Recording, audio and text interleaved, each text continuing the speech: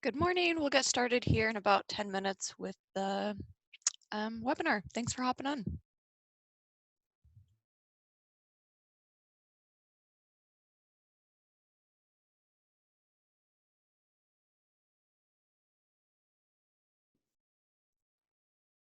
Morning, everyone. For those of you, I think everyone it came on once I opened up the actual Zoom call. So we'll get started here in just a little less than 10 minutes, but thanks everyone for hopping on so far. And I'm gonna go ahead and go back on mute here for just a moment.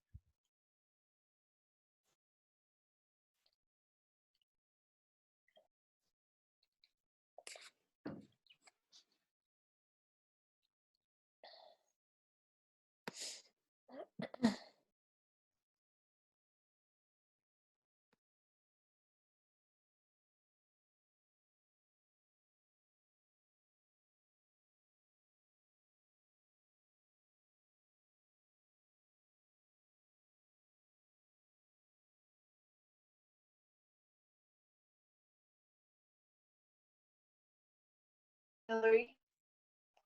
Hi, have we met? Your name's so familiar. Oh, Are you talking to me? I'm not sure who's. yeah, Hilary. Yeah. Yes, we met and spoke at the Nature Fix event. That's right. Okay, perfect. How are you doing? I'm great, thanks. How are you? Good. Thanks for doing the Summit Speaker Series. Oh, my pleasure. Thank you for continuing this series in this style. I think I've attended a few of them as a participant and they've been very helpful. Oh, good. Well, I'll hope to have some more info. Today's meeting is going to be recorded, so we will be able to send it out afterward, and you're more than welcome to share it with your colleagues in your networks if you would like. As I mentioned a few minutes ago, and for those of you who have just jumped on, my name's India Nielsen, and I'm a program manager in the Office of Outdoor Recreation. I am very excited for our topic today on our panel. Our panel is going to be moderated by Pitt, who's the director of our Office of Outdoor Recreation, and we'll be talking about summer programming and what that looks like post-COVID. Before we get to that, I will go over some of the housekeeping that I've already mentioned, just for those of you who are still hopping onto this call. We have a limited amount of time today and a full topic to talk about. So please keep in mind we will be hosting more of these webinar style Summit Speaker Series, and if you have any feedback or topics that you want to see covered, please email outdoorteam@utah.gov. Again, that's outdoorteam@utah.gov. Today's topic actually came from Lee, one of our panelists, because he wrote to outdoorteam@utah.gov with the suggestion to do this panel. So we are super, super happy to take that feedback and run with it. Additionally, as I've mentioned, I'm going to say it again, we're recording today's presentation and we're going to be sharing the link to it along with other links to resources that our panelists mentioned today. So keep an eye out for that follow-up email a little bit later this week and feel free to share any of those materials with your network. One final housekeeping note, because this is a webinar style presentation and we will be recording it, we're going to be keeping everyone on mute, including for the Q&A. Our Q&A is going to begin around 9:15 a.m. Please use the Zoom chat feature, which is toward the right side of your screen, to ask any questions that you have, because again, we will be keeping people on mute. Our team member, Patrick Morrison, and Tara McKee and I will be going through and making sure that folks are muted unless they're one of the panelists speaking. And if we don't get to your question in the Zoom chat today, we will consider it for a future Summit Speaker Series. Absolutely feel free, like I said, to send it to me. We can send it along to our panelists if we don't know the answer. So moving on to get into it, but before I officially pass the time over to Pitt to introduce our panelists, I would actually like to open it up to Pitt. Pitt, if you wouldn't mind, would you give an overall update in terms of what you're hearing from our outdoor partners and other state offices in terms of where things are right now with the state of things? Yeah, thanks, India, and thanks for putting this together. Welcome, everybody. It's good to see some of your faces and have participants here in this summit. You know, these speaker series, Summit Speaker Series, have been really successful through COVID, as people are looking for answers and opportunities to continue on in their programs and their businesses and everything else. So we're happy to do these speaker series. And like India said, please feel free to reach out to us at any point with suggestions or questions and how our office can be of assistance to you. Just a couple of updates on what's going on in the industry throughout the state. As many of you have heard, businesses have been pivoting and supplying great PPE for companies and agencies that need it and businesses that need it. So I would encourage you to check out our website to see some of those updates, whether that's DPS skis and in partnership with Petzl and Goal Zero and Easton to be able to supply products, and as well as Koalatry, which is also making masks, and Cotopaxi being involved in the Mask Utah. So lots of outdoor brands that are contributing and making the community so great. On top of that, EDC Utah has been working on a program to supply 1 week's worth of PPE basically for companies while they work out their supply chain as things start to open up, especially in communities. One talk I was on yesterday, communities like Moab, where they're going to start to see an influx of visitors now and people coming there. Their concern is making sure that they protect the frontline workers there in those communities.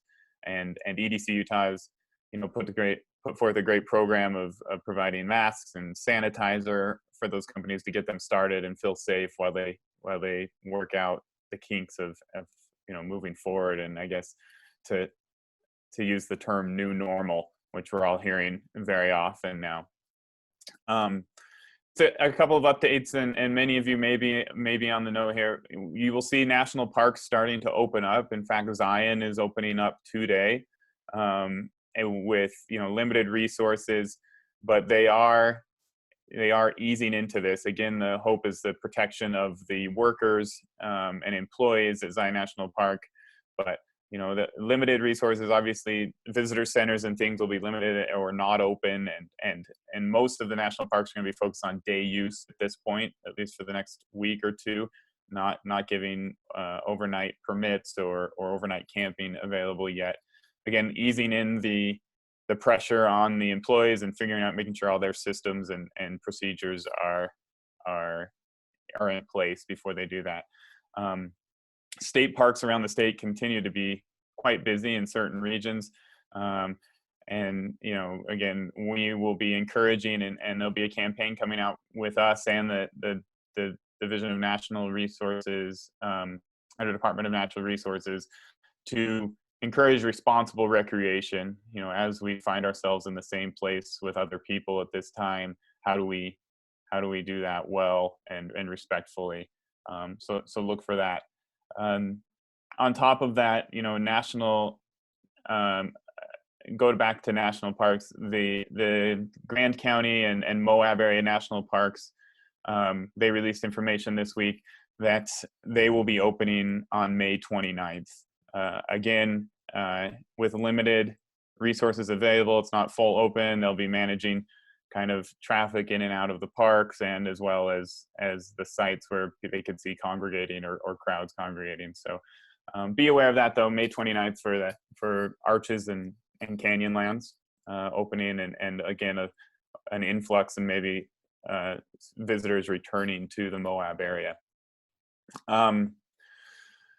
Lastly, national forests, as many of you use national forest land and other federal lands, a lot of them across the state it's based off of the counties that they're in and responsible, or that they're responsible for, but there are plans to open either May 15th, so this weekend, or the next couple of weeks. Their goal is to get a lot of campsites open and facilities ready to roll by Memorial Day in a lot of those national forests across the state. Obviously, where snow is an issue, those won't be open, or they're still waiting for snow melt, but preparing for the summer season by Memorial Day is kind of the goal of the national forests. So be aware of that, and be aware of, again, we just are encouraging patience as this happens, patience for other recreators, patience for the employees of these services that are doing so much and working so hard to get these lands open and prepared for everybody to recreate. And again, many of you are running programs that use permits or special use permits on these lands, and be patient with them as these agencies work towards that. They want people to be out and recreating responsibly and using the lands and the resources available. But again, with these unprecedented times, they may be a little slow to respond or to get things going, and be patient with them is what we're telling people. So other than that, I think, that's kind of a brief update of what's going on throughout the state with recreation. If you have any questions or specific concerns about an area or anything, again, please feel free to reach out to our office. We'll get you an answer, or we'll connect you with the right person if needed. And again, to support you and everything that you're doing. So. All right, Pitt, thank you so much. I appreciate all of those updates. And if I just saw in the chat, if you have any colleagues who are saying they're having trouble getting in, they shouldn't be, but they do need to pre-register to get the link. However, if they are still having any issues getting in, please let them know that we'll be sending out this recording after the fact, and so they can get it that way if they do have any trouble getting in. So thank you for your patience with that. And with that, I'm going to pass it over completely to Pitt to go ahead and moderate, as well as to introduce today's speakers. We have Vaughan, Jared Knight, and Hilary Lambert. Pitt, do you want to take it over? Yeah, thanks, India. These virtual meetings, they're a blessing and a curse all at the same time. They're a blessing as we're able to get a lot of people involved here and to join these meetings wherever you are across the state or across the country and participate, which is fantastic and what we want. There are challenges, obviously, with virtual meetings as far as engagement and being able to kind of, talk a little bit easier. And we're all kind of learning how to deal with that over the last few weeks. But we're really grateful that we have the opportunity to talk to so many people. And it's also opened up some really great opportunities to have fantastic panelists join us. And so we're really excited today with our panel that we have, a wealth of knowledge here to talk about programming and what can be done this summer and what the plans are and the process to getting things moving this summer for a lot of youth programs and camp programs and any kind of outdoor recreation and education program this summer. So first off, as India mentioned, we have Vaughan. He's the director of camping for YMCA of Northern Utah. And this was actually Lee's idea after a panel a few weeks ago. He reached out and Lee said, hey, this would be a great topic. I'd love to participate and talk on this and put together a panel for this. So we really appreciate Lee for doing that. Lee's originally from Auckland, New Zealand, and he's been in the camp industry with the YMCA for 14 years, working in operations in New Zealand, Australia, USA, China, and Vietnam. So he completed a diploma in outdoor leadership at the Auckland University of Technology in 2006 and quickly moved into the industry through the YMCA. He really appreciates diversity in outdoor programming and is passionate about using the outdoors as a tool for development for staff and campers alike. The next panelist we have is Jared Knight, and Jared is the Associate Director of Programs at Aspen Grove and involved in the American Camp Association. So Jared's position as an Associate Director of Programs for BYU Aspen Grove Family Camp and Conference Center, and he's been at Aspen Grove for 24 years. He holds a bachelor's degree in recreation management and master's degree in public administration. Jared has served as a volunteer with the American Camp Association for over 20 years and with the Boy Scouts of America for 30 years. He is an author of 7 books on recreational programming through healthy learning. Prior to joining Aspen Grove, Jared worked for the United Way of Utah County. And then our last panelist here is Hilary Lambert, and she's the program associate with the Wasatch Mountain Institute. Hilary is enthusiastic about connecting children of all ages and their families to the outdoors through hands-on, place-based experiential and environmental education opportunities. She came west from her home in Virginia by the allure of the bigger mountains, and Hilary moved to Utah in 2009 to serve as the environmental educator at the Bear River Migratory Bird Refuge, where she fell in love with the Wasatch Mountains. She has guided sea kayaking in Alaska and led multi-sport trips for teens throughout Northern California. But Utah is home. An educator at heart, she's taught second grade and served as an outdoor program faculty member at the Waterford School in Sandy, and served as the first grade teacher and science development leader at the Madeline Choir School in Salt Lake City. Along with her work implementing the vision for equitable access to recreation and education for all with the Wasatch Mountain Institute, Hilary is currently an environmental education consultant. Her portfolio includes working with schools to design and use nature explore outdoor classrooms, teaching outdoor play and learning classes at Tinkergarten leader, and assisting with the Waterford School outdoor program. Hilary has a BA in geography from the University of Mary Washington and a master's education in curriculum and instruction from Weber State University. So, as you can see, we have a highly qualified panel as I read off all their accomplishments and history, and we're really grateful to have them here. So, welcome Hilary, Jared, and Lee. We'll jump right into some questions and let you guys take the floor, and because everybody wants to hear from you and not from me. So, thanks to each of you for getting on this call. I want to start briefly with a discussion on what your summer programming plan would usually look like and how it's pivoting this summer with COVID-19. And so Lee, since you actually, reached out and got us all here, why don't you start talking about what the YMCA usually looks like this summer and what your plans are this summer? Yeah, welcome everybody. Great to be here. I guess the summer that we're planning is looking very, very different from historical summers. We've got 2 resident camps, one off Mirror Lake Highway and the other off Wolf Creek, so YMCA Camp Roger and Mill Hollow. This was going to be our year where we were really going to lift Mill Hollow to what we were hoping was an outdoor education focused facility, and kind of move into backcountry backpacking trips and youth development using the Bold and Gold program under the YMCA.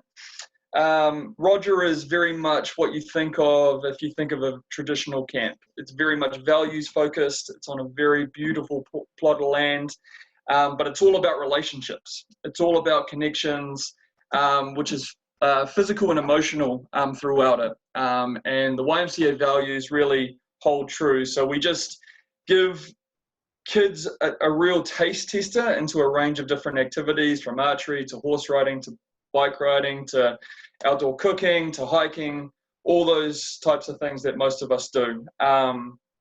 And so, we go from cabin groups to large group games to campfires to all of these things where there's historically a large group of people interacting and doing all sorts of things.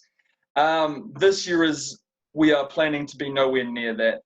So every week the YMCA directors from across the country meet in a round table, and so that's where we've been formalizing our plans and our operational procedures about what we think is going to happen. So right now we're talking with, our local health department for that region is the Wasatch Regional Health Department. And so we're just proposing our ideas as we go. And so we are hopeful that we are able to run. And so we want to be able to make sure that we have complete capacity. So with that, thinking of just the check-in process, right? So historically we've had a big lunch. Families intermingle. It's kind of, we do tours of the camp and really show everyone around and get them comfortable and the kids set before mum and dad and brothers and sisters or caregivers move on. This year, we're planning a staggered check-in. So based on your age group and your cabin, we're thinking that will determine when you will come to camp. We want to limit the amount of parents or family members coming to we can't obviously control that. That will be a request that we say to our families once we're able to confirm exactly what we can and can't do. And so at drop-off, there will be a health screen. So where we take the temperature, we ask the verbal question about any sign or symptoms. And then just check all the vitals to make sure there's nothing that we need to be suspicious about an outbreak. From there, they'll go to their cabin, and basically for the duration of camp, we are breaking it into 3 different villages.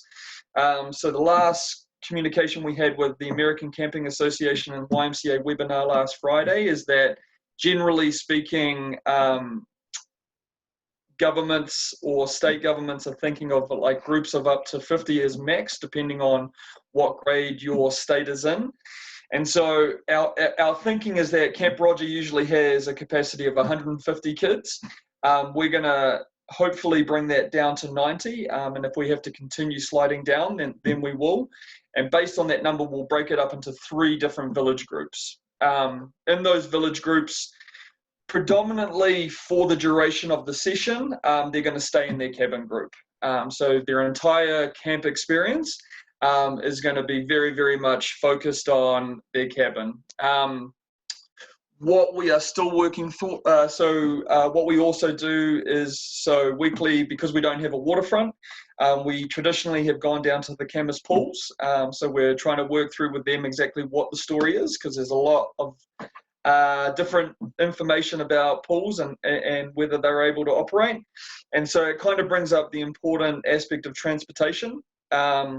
So we've talked to multiple bus companies who have recommended that you're not going to obviously be able to run at capacity on a bus. And so the line of thinking right now is to have a much bigger size bus. So we're looking at 60 to 80 capacity, with maybe fitting 20 kids on there. And if kids are on there, then they're wearing PPE, and we're doing health screening before they go on, all of those types of procedures before that. At this stage, we are still planning on running our horse program. And so we're running through the different possibilities of just how we can sanitize the equipment without destroying it. We would love to continue to run archery, and with that, it's sanitizing after every use. But predominantly, the director of Roger, Jesus, is thinking that this is going to be much more old school camp, where kids are going to predominantly, take everything, go for a hike for the day, learn about the environment, learn about the local fauna, and really still try to instill those values that we're all about. From a meals standpoint, so no dining, no mass gathering in the dining hall. Right now, our line of thinking is that the catering team are going to have to prepare individual meals for everyone, and that they are distributed very, very carefully, and then sanitized. And so it's basically, camp is going to be this little mini community for the entirety of their stay. So no big campfire, no big mass campfires, but luckily for us at Camp Roger, we have little mini campfires that each cabin can kind of enjoy and still sing songs and roast marshmallows and all that good stuff, as well as outdoor cooking. But yeah, I mean, basically, the line of thinking based on the webinar last Friday is that if you're cleaning all surfaces that are being used once a day, that's okay. If you're able to do it multiple times a day, that's better. But if you can do it after each use, that's best case scenario. So though that's roughly where we are right now, there's a lot more detail in between that, and I'm more than happy to answer specific questions later in the thing, or if anyone wants to reach out to me, more than happy to do that. Thank you, Lee. How about you, Jared? What's happening at Aspen Grove this summer?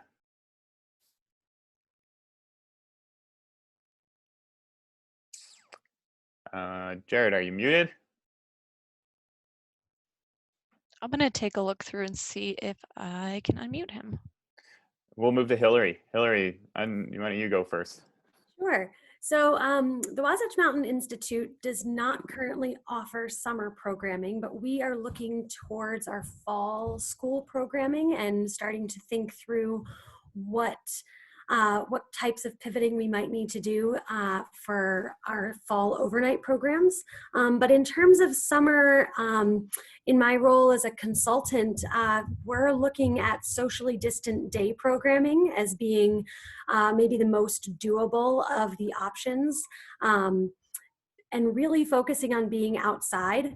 I think one of the things that's important, and I know we'll talk about this more throughout the webinar, is that there are so many unknowns with COVID-19.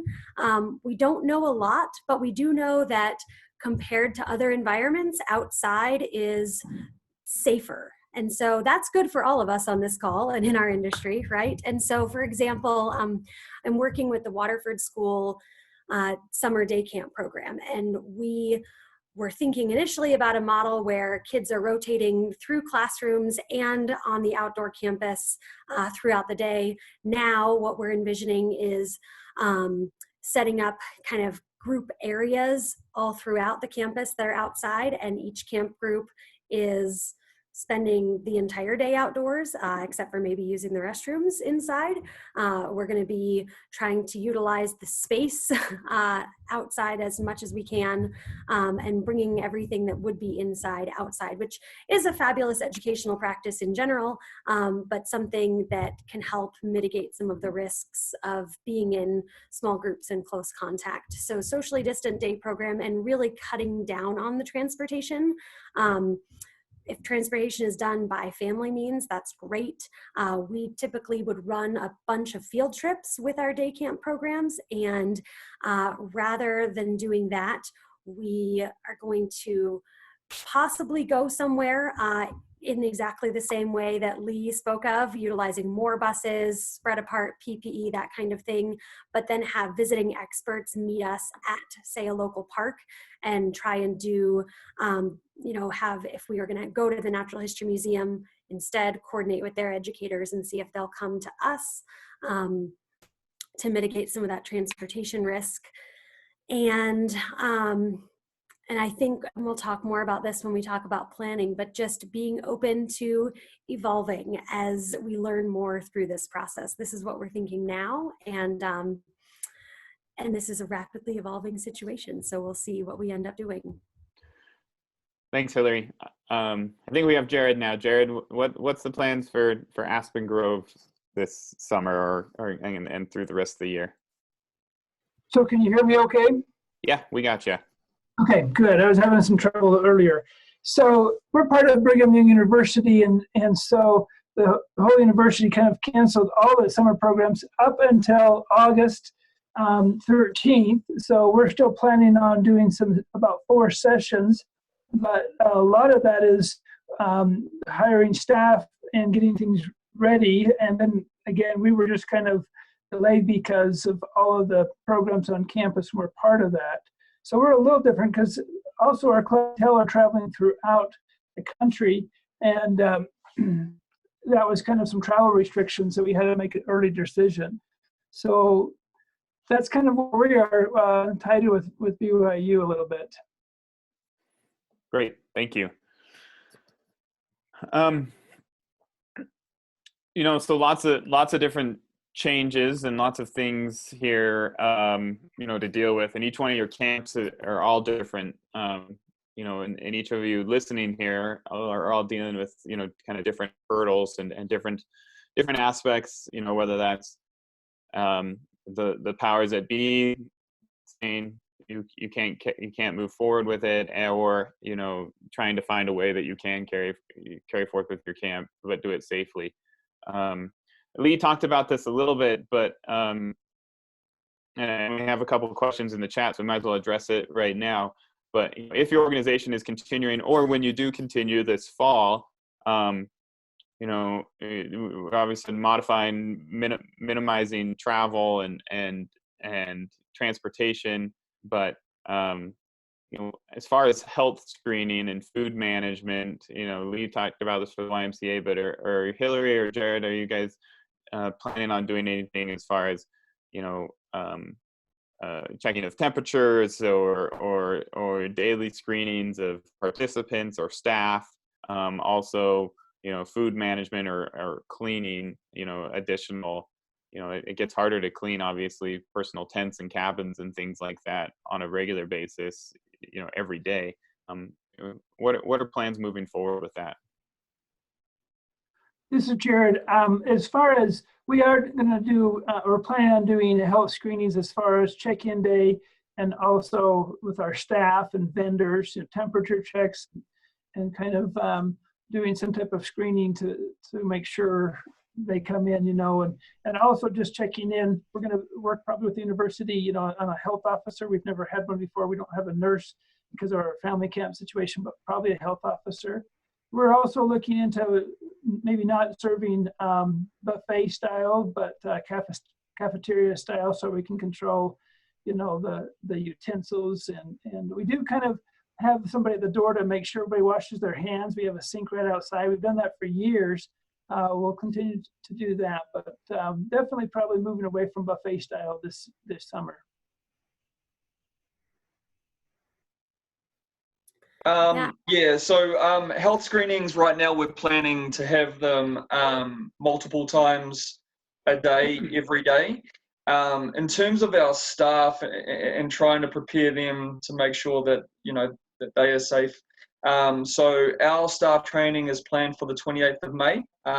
We are just looking to cancel our first session just so we can give ourselves a little bit more of a buffer, just to make sure that they are ready and we have that ample time to get them kind of synced into just how much cleaning we're going to have to do by the hour. But basically, like, one of the questions that has come through, like, so what happens if someone shows symptoms, and then what do you do there? So part of the strategy with limiting the capacity is ensuring that we have spaces where we can quarantine and isolate people should they show symptoms. Going back to like the staff, so what we're probably going to ask of them is the week before if they could go get a test. Because the great thing about the state so far is that we have pretty good testing capabilities and fairly open. And so the intention is that even after their test, if they do get it, then we've got 2 weeks of quarantine, and during staff training, everyone is going to get their temperature taken and asked about the symptoms every day. It's we're going to be a very, very tight-knit community. Something that a lot of YMCAs in general are really kind of struggling with is the fact of, well, this is going to be your community for however many weeks. So, 4 to 10 weeks of time. And so, again, I don't think we can mandate our staff to, not go out, but we're really going to say, hey, team, in your time off, if you go out, the increase of something happening that could impact the camp dramatically goes up. So, these are decisions that you all have to decide as an operation, what is right from you. And then really bounce off your insurance provider, because they should be telling you about whether you need a waiver for your staff or for your participants, or whether your current waiver that you get them to sign when they register is enough. So really, really important in that space that, you bounce off the people that you're paying a lot of money for. And then, food service, so we want to limit the amount of cross-cabin connection or cross-village connection. But the reality is that our support staff, so our leadership staff, are going to have to go to the different villages. And so it's just about being as practical as possible, so, wearing the mask at those times, when we deal with difficult behaviors and kids getting strikes for whatever they show, we're still going to have that human communication, not necessarily physical touch, but we need to know that we're being empathetic to who they are and what they are. Meal times is just going to be very stringent and very limited to who can come and grab the meal, take it to the cabin and bring it back, to just try and minimize all of that. Yeah, and I think as we're looking at different program options for the fall, for the future, 6 to 18 months from now, I think what we're looking at and what I would recommend is everyone's program is so different, and it's helpful to hear what other people are interpreting for their specific situation, but kind of on a 30,000 foot level, thinking through what are the inputs, you know, your staff, your participants, how do we screen them? What are our entry processes? Those are all things that we can follow a lot of local guidance on, and like what Lee has just suggested are all of those things that health departments are suggesting. We should all be doing those regardless of what our program looks like. And then when it comes to each aspect of what we do, whether for us it's, you know, our fall program plan is taking kids camping. We are going to have to set some different rules and procedures than we would have. Normally we would have tent groups. Well, we're thinking through the different options of, are we going to spend a ton of time and money investing in individual tents so that we can mitigate some risks there? Are we going to totally pivot away from overnight programming for a time and only offer day programming? These kinds of exercises in just thinking about the larger aspects of your program and how you could run them in lots of different ways are things that we as panelists might have suggestions on, but can't offer specific answers for each organization.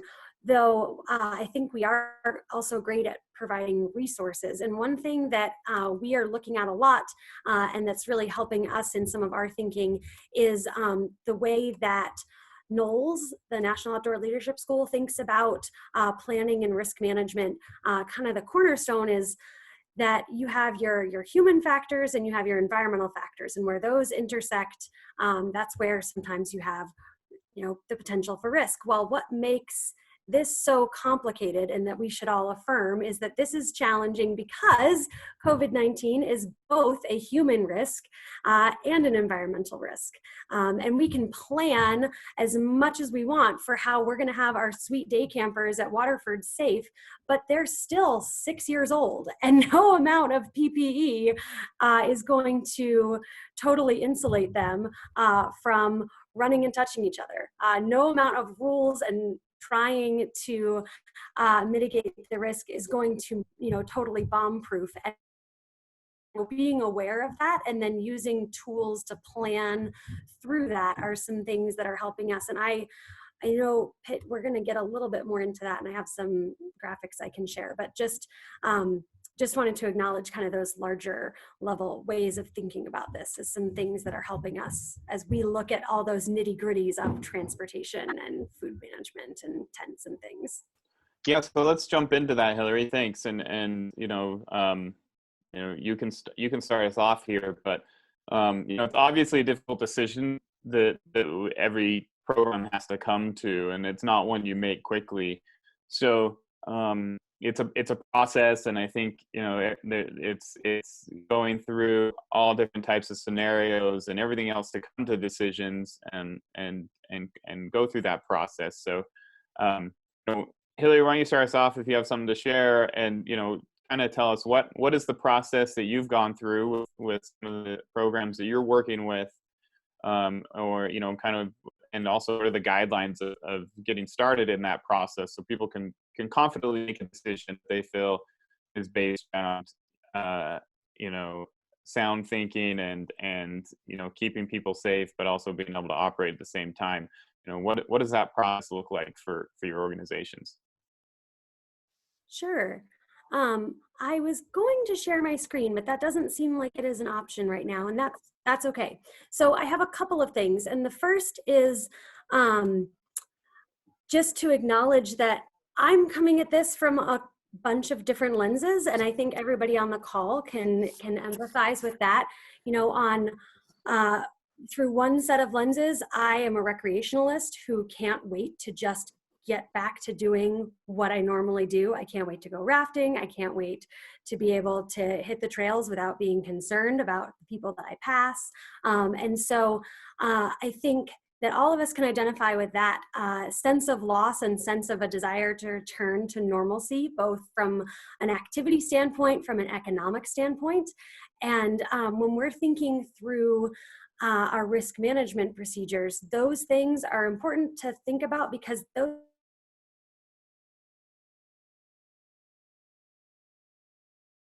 to being able to offer exactly what we used to offer. And we just need to remember that that might be a blinder. We have this desire to serve our kids and bring them these really powerful summer experiences, and that's great and important, but it might cloud our judgment. So just remembering that lens, I think, is important, and to make sure we don't fall into decision-making traps that only meet those needs. The other lens that I look at this through is that of a parent. I have 2 young children, and every day it seems like we're learning more about what we don't know about how COVID-19 impacts young people. And we all work with young people, and so we want to keep them safe. I want to keep my kids safe. We have a family member who is immunocompromised, and so all of our decision making for our programs, you know, we're looking at that at a professional level, but we're also thinking personally. The sphere of our spheres of influence in our programming, whether they be residential or day, are typically pretty small. Usually it's just our staff and our campers or our participants that we're interacting with. But with a disease that is as contagious as COVID-19 is, even when our campers leave, what they experienced and what they contacted at camp might go into a wider community. And so we're thinking about that as we're deciding about programs, and thinking about kind of the responsibility that we have to do some follow-up and some contact tracing of our own, because while we can try to think about how do we keep our particular program as safe as possible, we also have to acknowledge that in this current world, as much as we try to insulate ourselves while we're having an experience, our program attendees will go back out into the wider world. And there's a little bit of a responsibility there too. So we're thinking about that. And then we're thinking about what we do really well and the kind of the positive human factors that we all bring to this as professionals. And there's 3 of those. And one is our reflective competency. We all know what we're really good at here, which is providing high quality outdoor education, or maybe you're a rafting guide and you can provide great safe trips. But what are we not experts on, and how do we access that expert advice?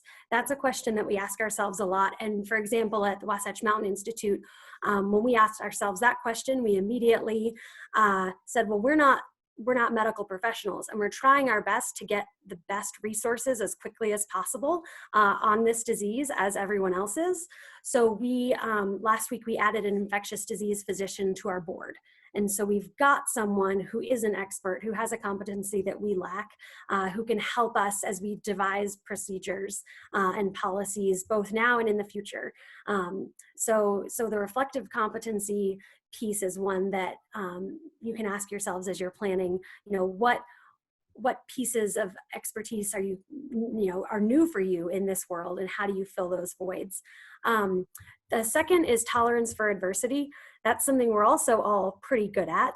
And when it comes to thinking about our programs in the summer and in the future, what that looks like is being open to multiple revisions of ideas and just embracing the imperative for innovation. And I know we're going to talk a little bit about how we can pivot or do things a little bit differently. I know somebody in the chat asked about online, and we can talk about that, but just really embracing the constraints of the current situation as an opportunity to be creative, I think, is something else that we will all be served well by. And then the third is tools and checklists that match our realities in different times, and creating those tools. We're doing a lot of flowcharts of if this, then that, or decision trees, so that we have, monthly check-ins to decide about programs, and not making any decision until we have to, because the reality is evolving and changing so quickly. And so if you can think about, if it's a 10-week summer program or the next 6 months of your residential facility, creating just a plan for when you're going to decide on different things and how you're going to decide. Those are some of the positive things we can bring to thinking about this management and program operation in hopefully a safe way.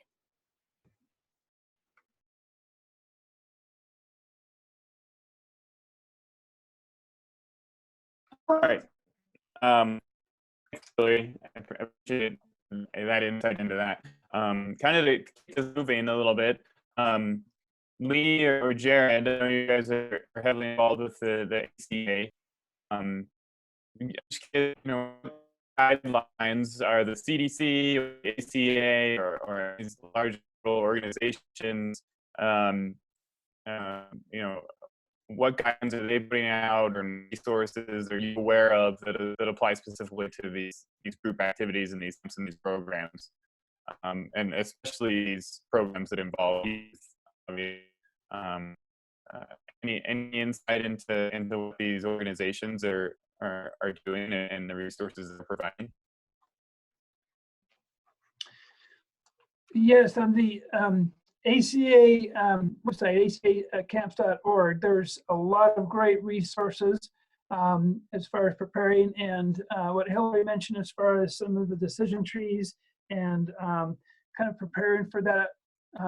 We're working with kind of a plan with the CDC as well as far as opening camp and some opportunities there. And so we'd recommend kind of going through a little bit of the website and some of the wonderful resources that the American Camp Association has for the industry. Yeah, just to follow up from Jared, I mean, whether you're planning to operate or not, so we've been told, so the YMCA in conjunction with the ACA have been working ferociously on these guidelines, and we've been told on Monday the 18th that they're going to be giving them out. And I think, just to speak to Hilary's point, remember that this situation is going to be continuously fluid. It is going to be ever changing as the situation continues to evolve. And so, so when you go to ACA, just look up COVID-19. If you're not a member or have never been a member, your first year is free. We obviously have a lot of bias because we're on the board for that particular operation. But if you believe in great governance and great health and safety standards, ACA is one of the best in the world. It really is phenomenal at just giving you the resources. There's all sorts of trainings on there. There's all it's amazing. And that should help you form your decision about whether you operate or not. And I guess just while I'm on this wavelength, whether you're on the no, we're not operating, or whether you're yes, I think we're operating, just really, I need to acknowledge that you're going to continuously be on a roller coaster where you're super confident and then you're absolutely destroyed of what should we be doing, right? This is the roller coaster that all providers are going through right now. And we, even though we're running,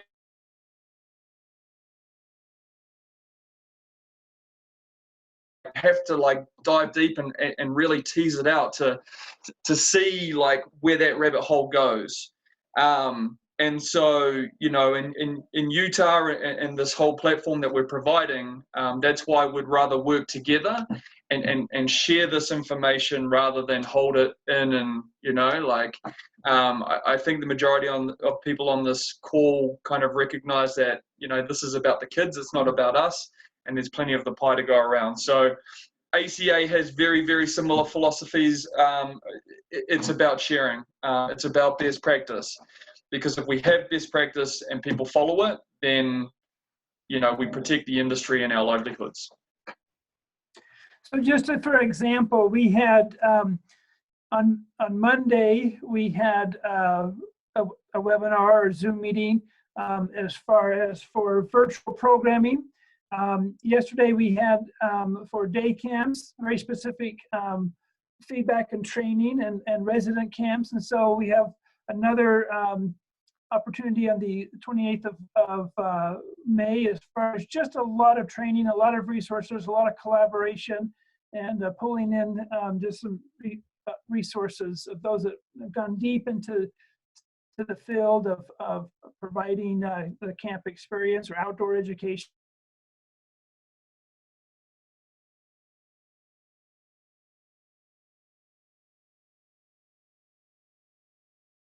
For upcoming events as well. So please join us.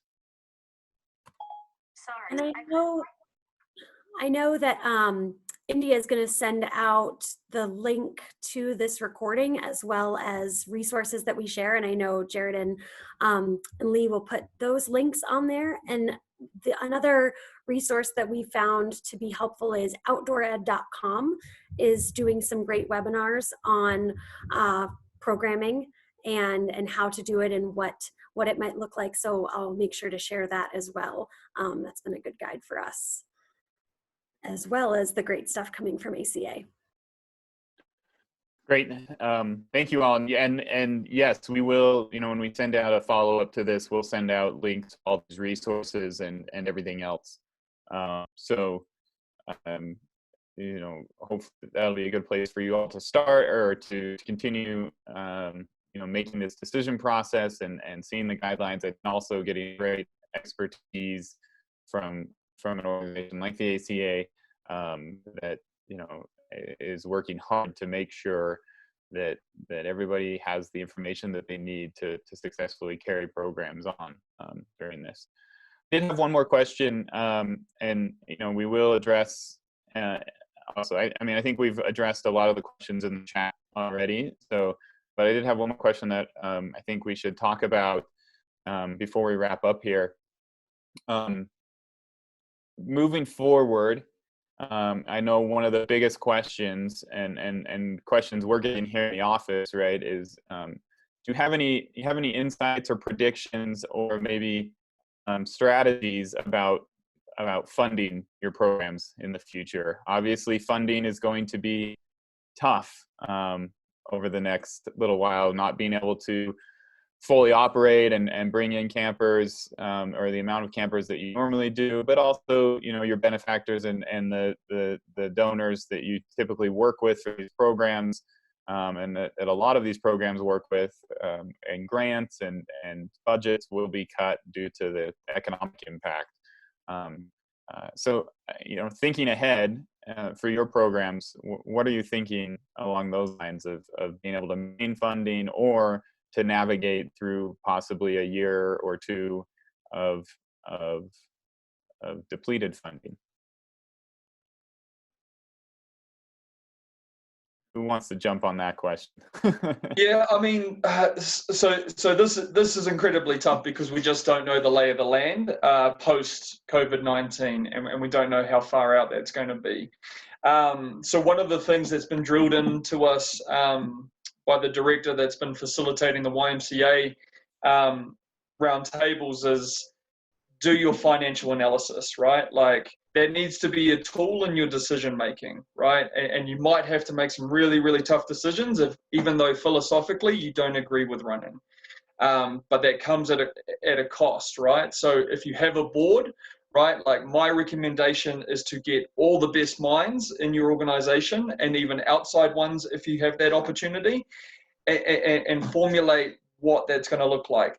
In terms of what funding's going to look like, I'm sure Pitt, Tara, and India are going to advocate for a lot more Every Kid Outdoor funds and all that kind of thing in the future, but it's just going to come down to whether the state has the money in the coffers. So the YMCA being the international organization as it is, and generally speaking good governance, so we're in a position where we probably will be able to draw upon funds from there.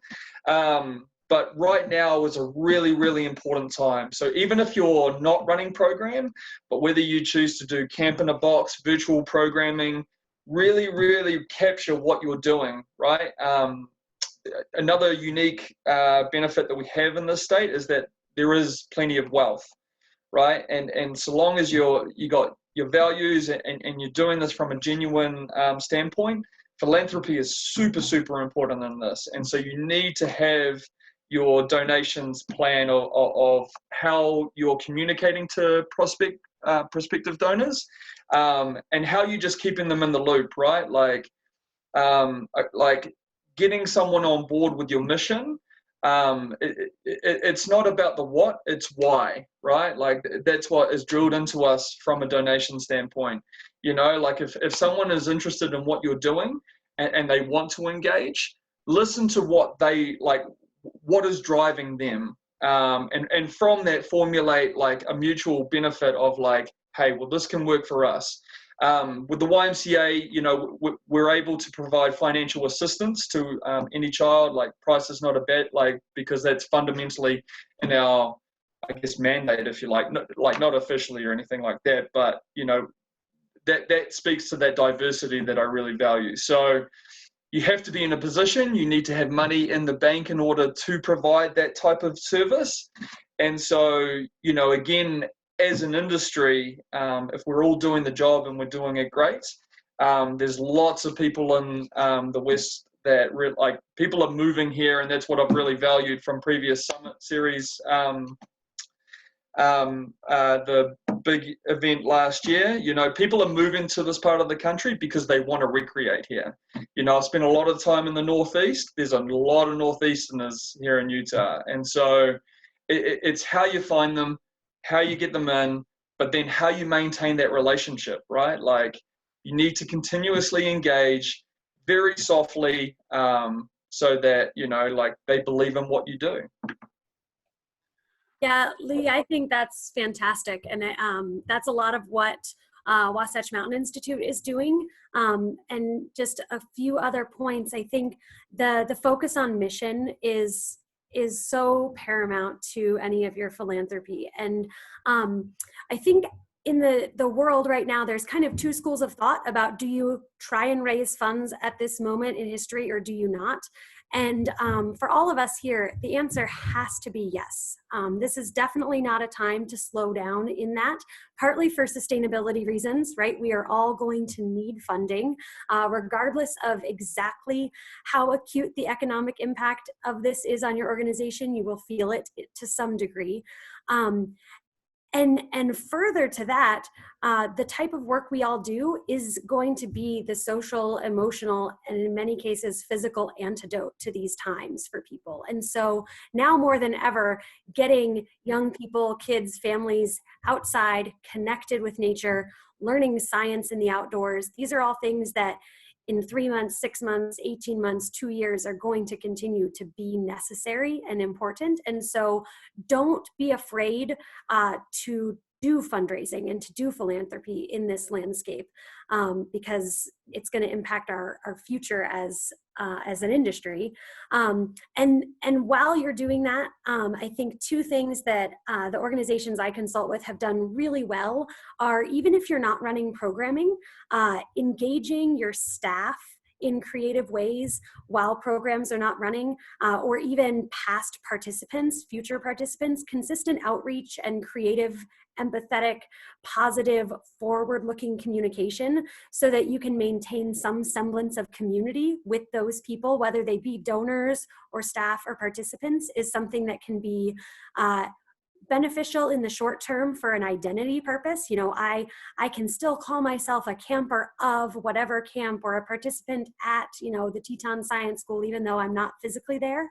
But that will also help people remember you when you do start to run programming again. And so those are two things that we're doing and that I've seen done really well, that will hopefully pay dividends when we do get back to more of a typical operation. That's so true as far as the connection. If we're running programs or reduced programs or no programs, I think the outreach to our campers and to the guests and those that participate, also the investment. I think, you know, funding is low and there's no revenue coming in or it's very reduced, but I still think it's an opportunity to invest in the facilities, your program, anything. So when we come back stronger and we come back better. So take an opportunity during this downtime or in this prep time that we really want to invest. But I think for donors as well, as they want to see, you know, what we're doing to make it better. And so we're all impacted on this. And so it's not a reflection of how we're doing it. We just can't get campers because of the pandemic, but we can be better, and the investment with that. And I know there's a cost benefit analysis as far as making sure that we have the fixed cost of our capital and of our staff, but if we can, you know, reduce some of that, I know we'll save money a little bit on on the variable costs, if we're not having as many campers or food and other supplies, we need to use that to invest in the property or into our program or into the training of our staff, but also in our connection and our outreach to our alumni and our current staff and our donors. I think this is not a time to kind of pull in, but it's really to expand what we're doing, because when we open, we want to be stronger and better. Don't be afraid to, if you do cancel your sessions, make it very, very prominent that this is an option. But can the families donate their registration fees, right? Like, so long as you're like, listen, this is our refund policy, you are more than we will give you the refund. This refund will allow you to do X, Y, and Z based on the mission. And so far, like through the YMCA connections, we've seen really fantastic results through this, right? Like, so don't be afraid of that. Thank you all for that insight. I know that it could be tough times ahead for financially for these programs, especially if they can't run this summer. To echo what Lee said, yes, we here in the Office of Outdoor Recreation, we are doing everything we can to make sure we maintain funding the grants to support the UCORE grants and the educational programs, and hopefully we had a great list of applications and group of applications this year that we are funding, and the demand was high. And if I could say one thing, continue to talk about it, continue to apply, because if we can do that high demand, we can go to the legislature and say, look, this is a dire need here in the state, and these programs are making a difference for our children and for the quality of life here in Utah. So give us more money, please, and then we can give it out to all your fantastic programs and help support them. So, I would echo that. It's not a time to go quiet and silent on this and be afraid to ask for money, even though we know everybody's asking for it. It's a time to continue to show the demand and the importance of these programs and the missions behind your programs, to show how important they are in our communities and for everybody involved. So I want to thank everybody. We're running out of time here. I want to thank everybody. I think we've addressed a lot of the questions here in the chat that have come up. But I want to echo that, if you do have a question, feel free to reach out. We'll connect you with the appropriate people. If you have a specific question about a certain program or anything else like that. And just as a reminder, we will be sending this out. I saw that, there was some comments about maybe this cutting in and out in the video and audio, having some difficulties through this. We will send out a link to where you can review this, if there's anything you missed at any point, and feel free to share that around to your staff or your networks of anybody else that may need this information or could benefit from it. So just a reminder, we'll send that out shortly. I want to specifically thank Lee, Jared, and Hilary for their great comments and their participation and their work towards, again, educating and providing programs for the youth.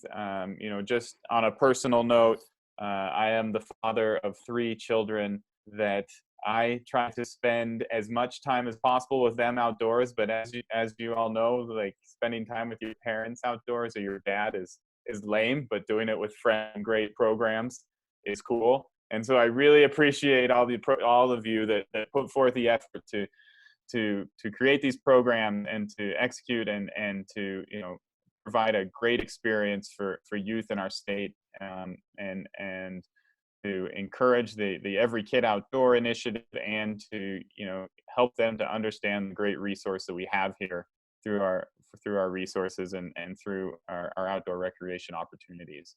So thank you again for the panelists here, and thank you all for joining us. Have a great rest of the week and a great day, and please be well and be safe, and again, don't hesitate to reach out questions or concerns at any point. we'll be thinking about you and want to help out in any way we can. So thank you all for participating, and have a great day. Thank you. Thanks, everybody. Thanks, guys. We appreciate it.